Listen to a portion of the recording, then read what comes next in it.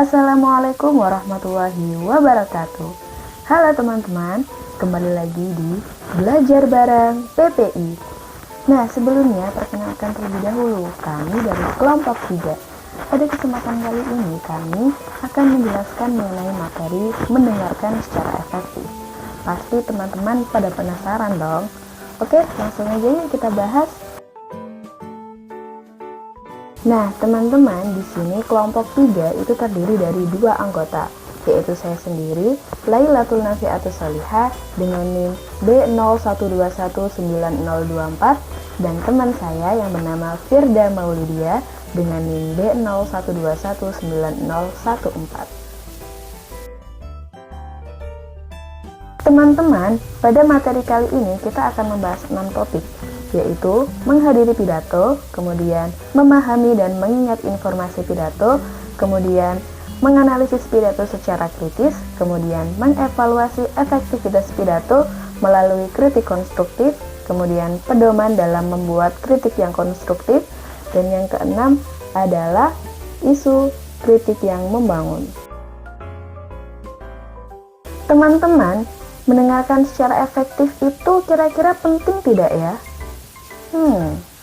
Nah, untuk menjawabnya, maka kita harus terlebih dahulu mengetahui apa itu mendengarkan secara efektif.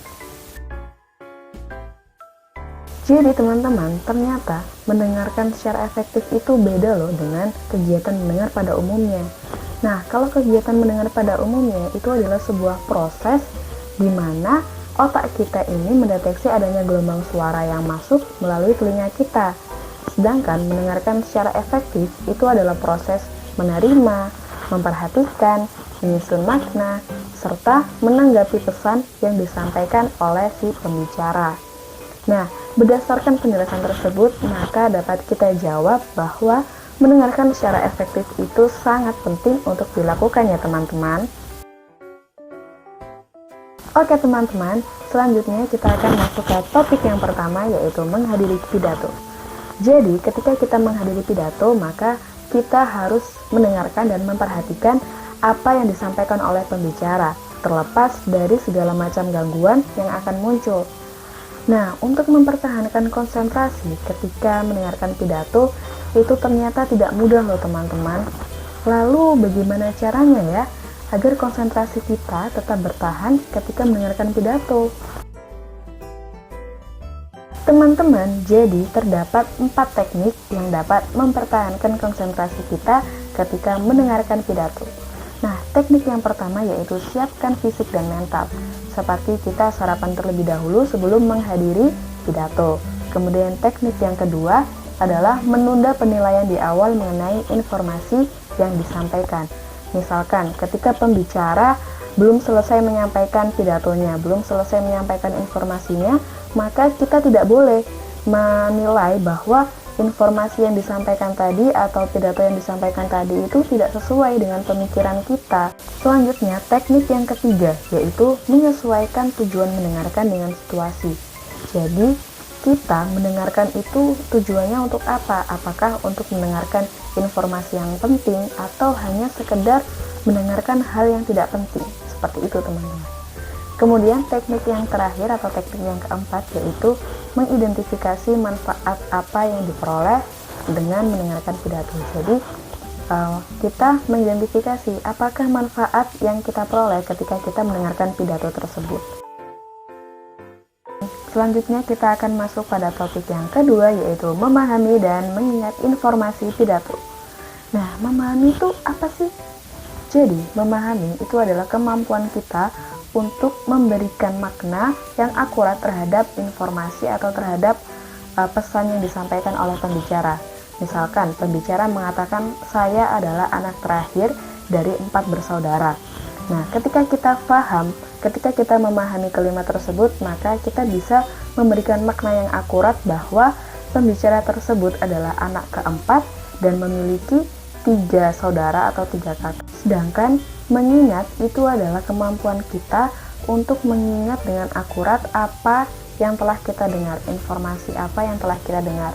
Jadi misalkan pembicara atau guru kita menyampaikan bahwa angka berapapun yang dikalikan 0 maka hasilnya akan 0.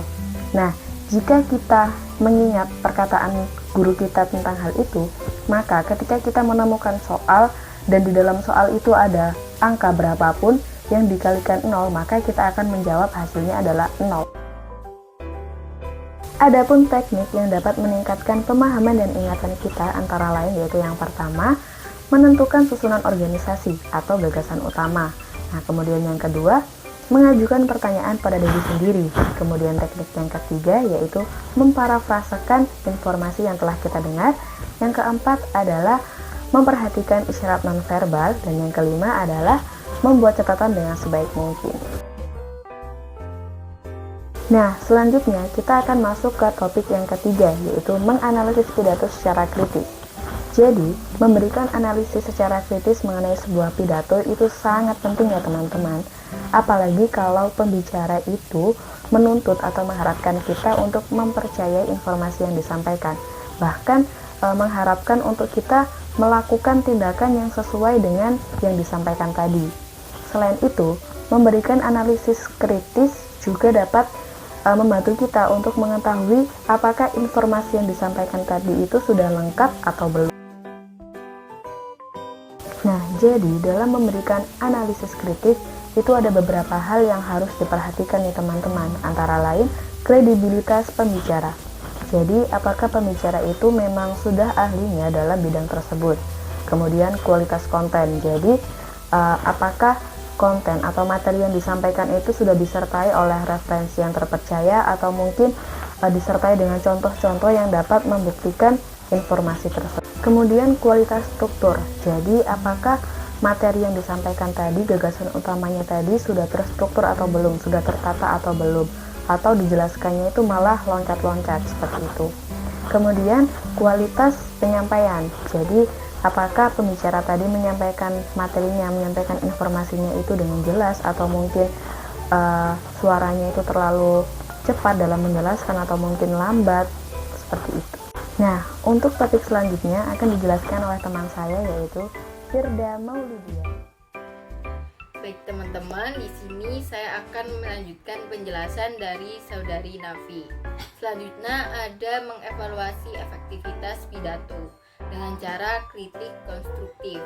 Apa itu kritik konstruktif? Kritik konstruktif adalah analisis pidato atau presentasi pra-analisis yang mengevaluasi seberapa baik pembicara memenuhi tujuan berbicara tertentu saat berbicara.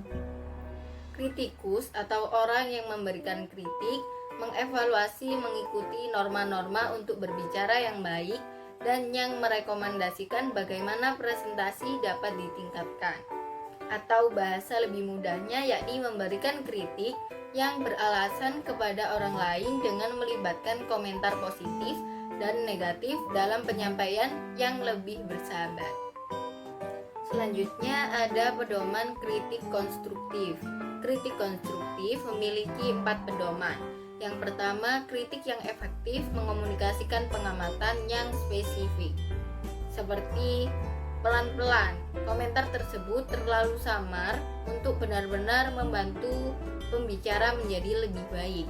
Jadi alangkah baiknya jika kita memberikan komentar yang lebih spesifik.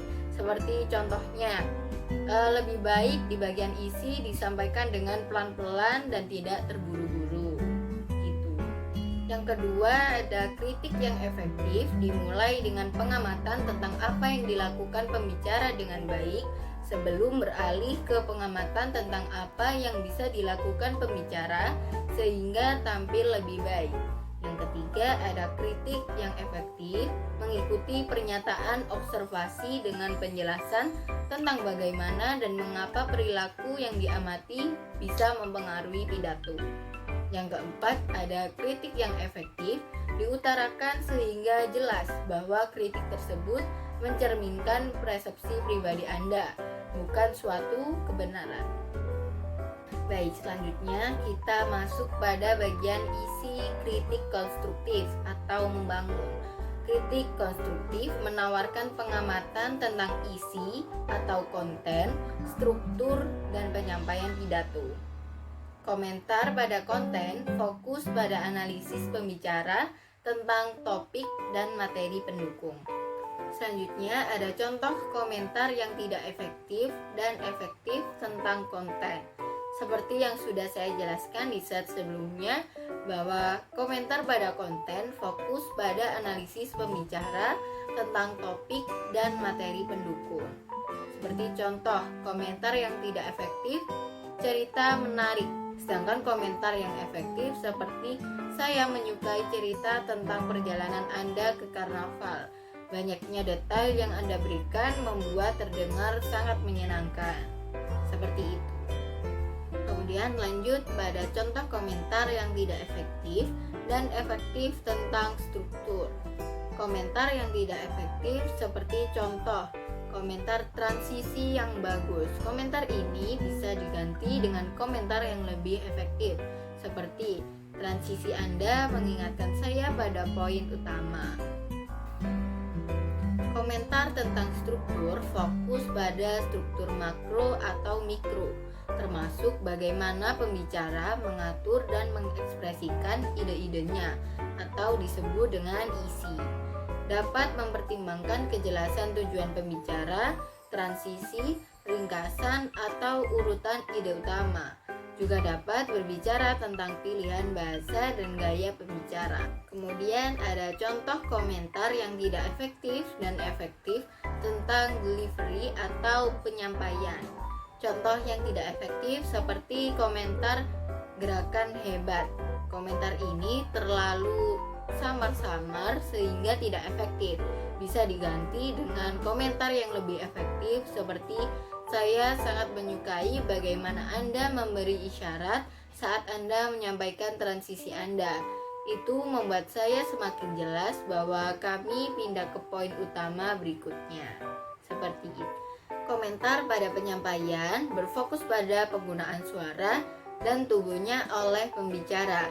Dalam mengomentari suara, teman-teman dapat mempertimbangkan seberapa dapat dipahami percakapan dan ekspresif emosional pembicara itu. Kemudian mengenai penggunaan tubuh, fokuslah pada ketenangan, gerak tubuh, ekspresi wajah, dan kontak mata. Kemudian kriteria umum untuk kritik yang membangun atau konstruktif. Yang pertama meliputi isi pidato atau konten. Apakah pembicara membangun kesamaan dan menyesuaikan konten dengan minat, pengetahuan, dan sikap audiens? Apakah pembicara memiliki sumber berkualitas tinggi untuk informasi yang diberikan dalam pidatonya? Kemudian yang kedua, kriteria umum meliputi dari struktur pidato. Apakah pendahuluan pidato mendapatkan perhatian, membangun, dan mengarah ke topik? Apakah pembicara menyatakan tujuan yang jelas untuk pidatonya? Selanjutnya yang ketiga ada kriteria umum untuk penyampaian pidato. Yang pertama, apakah presentasinya berjalan dengan lancar? Apakah pembicara melihat kehadirin? Dan apakah pembicara menggunakan ekspresi wajah yang sesuai? Seperti itu. Tabel ini masih banyak lagi bisa dilihat di terjemahan yang sudah diterjemahkan oleh kelompok 3. Baik, sekarang kita masuk pada kesimpulan dari materi 3 ini. Mendengarkan secara efektif dalam pengaturan berbicara di depan umum adalah proses aktif yang membutuhkan keterampilan memperhatikan, memahami, dan mengingat, menganalisis secara kritis, dan mengevaluasi keefektifan pidato. Mendengarkan secara efektif itu penting, karena dengan cara itu kita dapat mengingat dan memahami informasi penting yang akan bermanfaat bagi kita. Selain itu, kita juga dapat memberikan kritik yang konstruktif kepada pemateri, agar dapat menjadi lebih baik lagi ke depannya. Perilaku mendengarkan yang efektif meliputi yang pertama, menghadiri pidato, berfokus secara fisik dan mental pada apa yang dikatakan, bahkan ketika informasi tampaknya tidak relevan. Yang kedua, memahami atau mengingat informasi pidato, mengidentifikasi tujuan, poin utama dan informasi pendukung, dan membuat catatan yang baik, tidak hanya mengandalkan naluri saja. Yang ketiga ada menganalisis pidato secara kritis, menilai kredibilitas pembicara, kualitas konten, kualitas struktur, dan kualitas penyampaian. Kemudian 4 hal yang harus diperhatikan saat menganalisis pidato secara kritis meliputi kredibilitas pembicara, kualitas konten, kualitas struktur, dan kualitas penyampaian.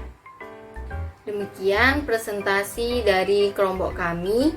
Kurang lebihnya mohon maaf. Wassalamualaikum warahmatullahi wabarakatuh.